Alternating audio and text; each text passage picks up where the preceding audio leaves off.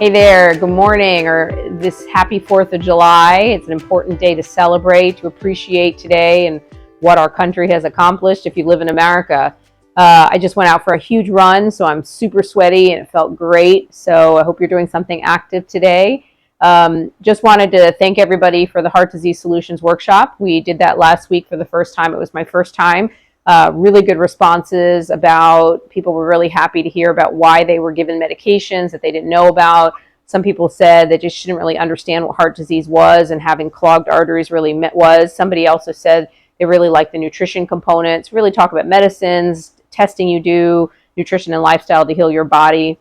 There was such a great response, so I decided to do it again. It's going to be this Thursday, so take a look, join on the link if you'd like to join us. Love to have you there. Just trying to get the word out.